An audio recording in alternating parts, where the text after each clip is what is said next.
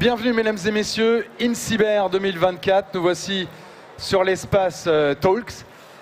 Le deuxième intervenant, aujourd'hui, je vous le présente, il s'agit de Xavier Mertens de la société Sens et qui va répondre à une question souvent un peu qui va forcément vous intéresser. Je vais essayer de oui, répondre. vous allez essayer de répondre, je suis sûr que ça devrait le faire. Et donc, on se pose la question avec ChatGPT, forcément.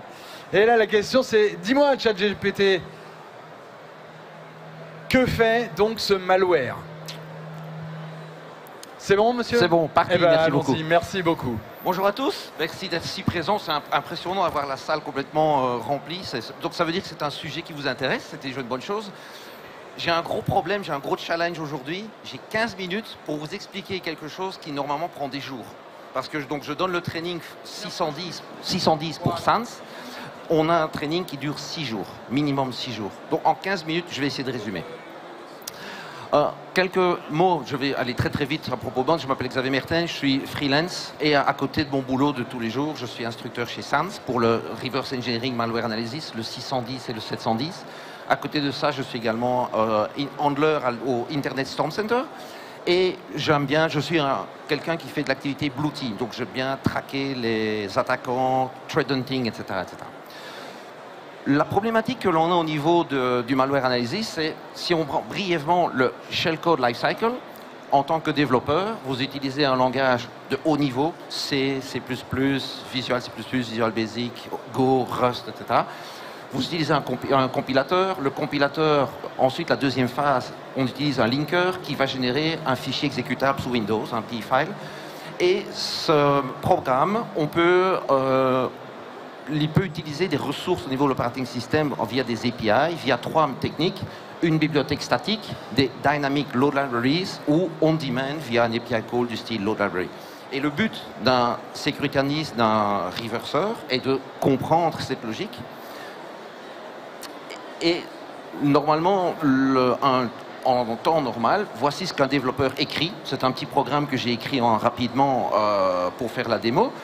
Et ce programme sera compilé et va donner de l'assembleur, ensuite du bytecode qui sera le fichier exécutable. Donc voilà, très lisible. Là, je présume quelques-uns de vous, pas lisible du tout. Et ce programme, lorsqu'on le compile, même si vous ne comprenez pas tout, je l'ai compilé, exécuté, et simplement il affiche une chaîne qui est déoffusquée, qui dit hello FIC, tout simplement. Le problème du reverse engineering, en fait, cette définition, c'est ChatGPT qui me l'a généré, hein, parce que tout simplement, voilà.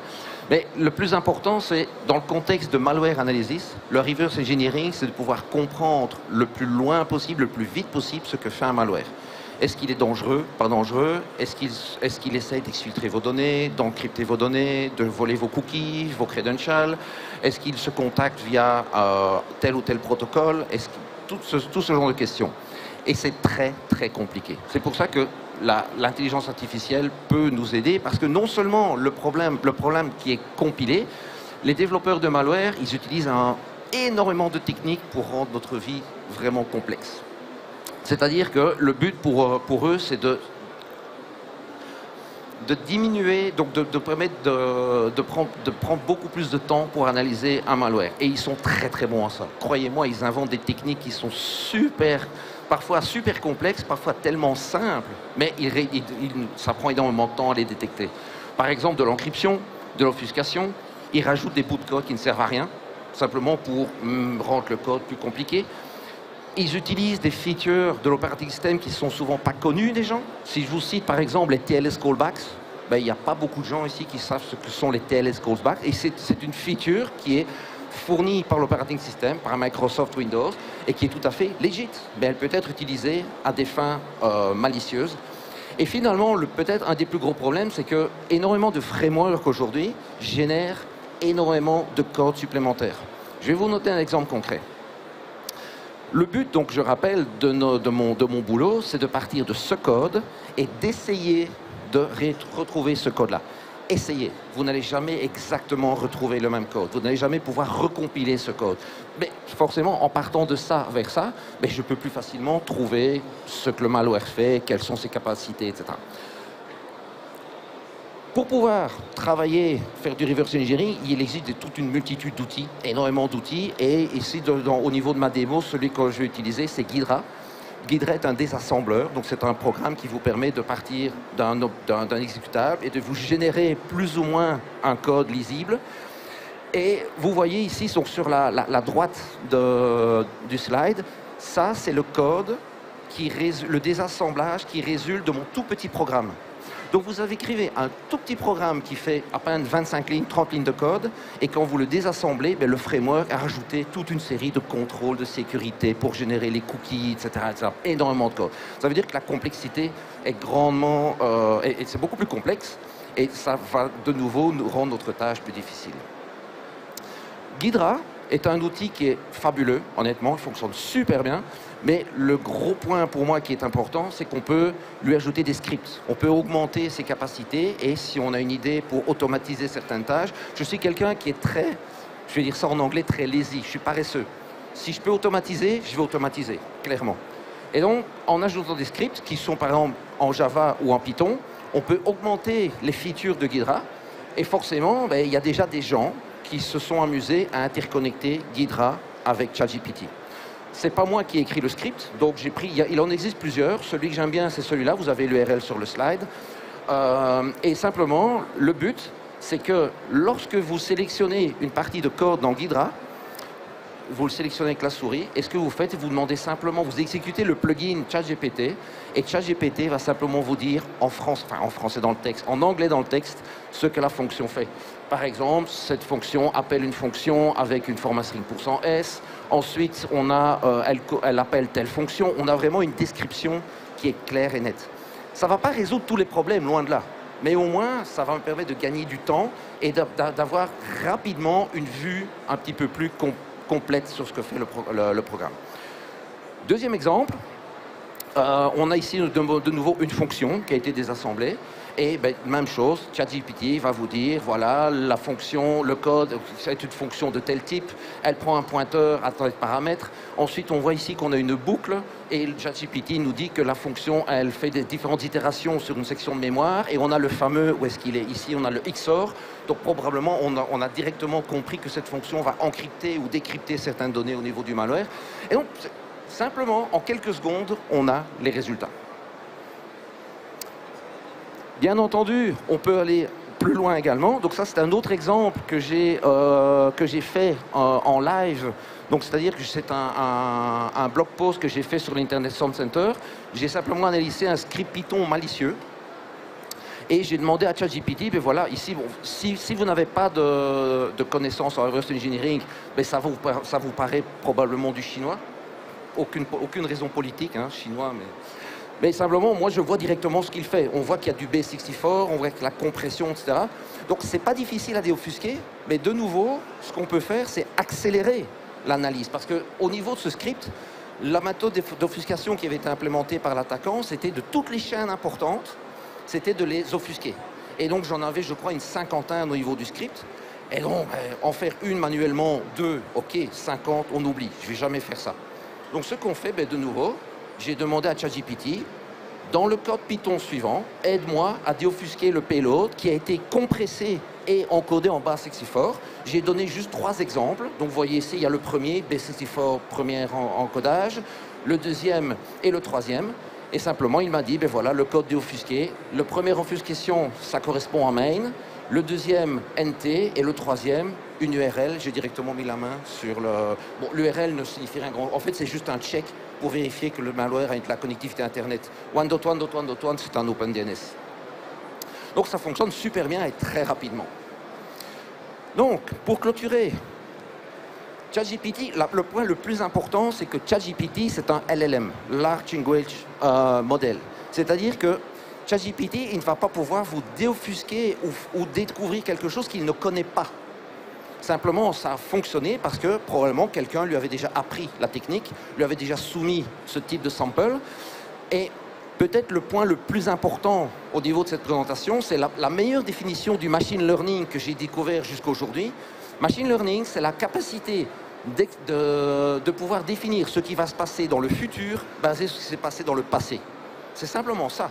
on entraîne des machines avec des centaines, des gigas de données, elles apprennent, et basées là-dessus, elles peuvent dire ce qui va se produire ou trouver plus d'informations.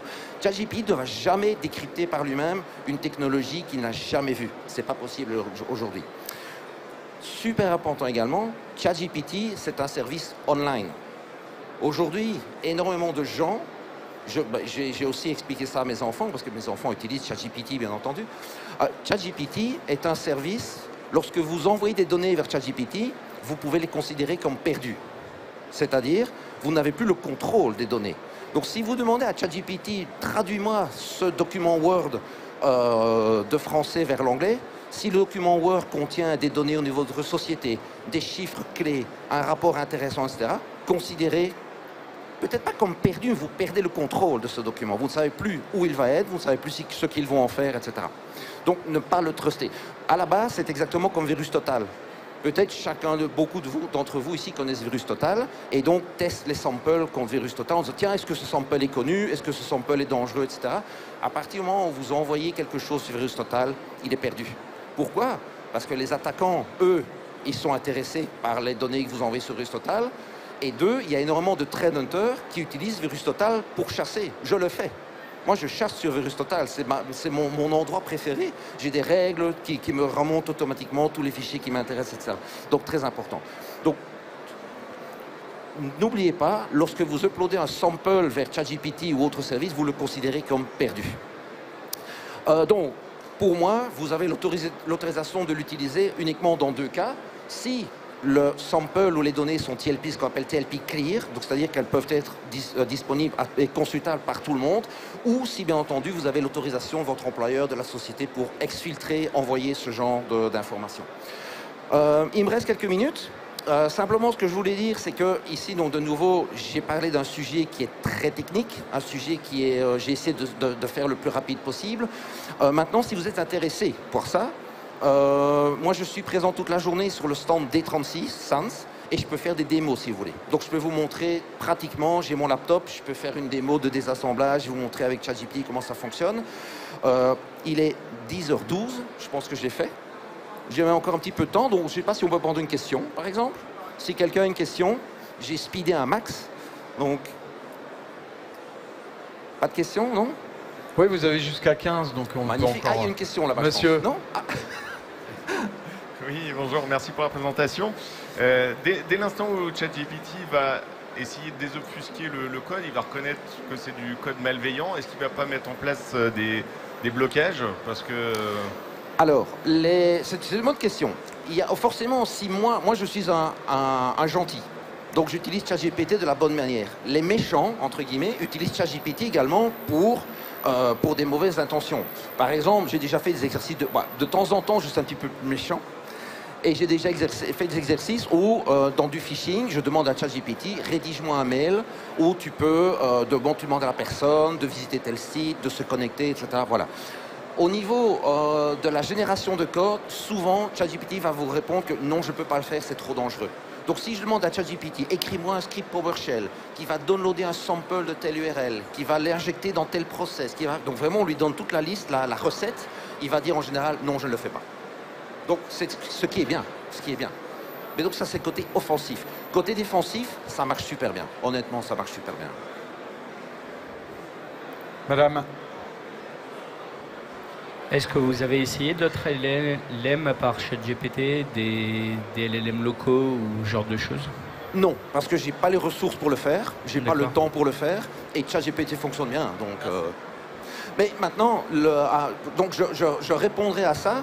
Donc vis-à-vis de le message que je veux faire passer en disant ne pas uploader vers ChatGPT, ben c'est la solution d'avoir un LLM local. Et à ce moment-là, on fait tourner tout en local, on n'exfiltre pas les données. Voilà. Mais pour moi, comme j'ai dit, j'ai pas les ressources et j'ai pas le temps de le faire. Voilà. Allez, une dernière question, monsieur là-haut.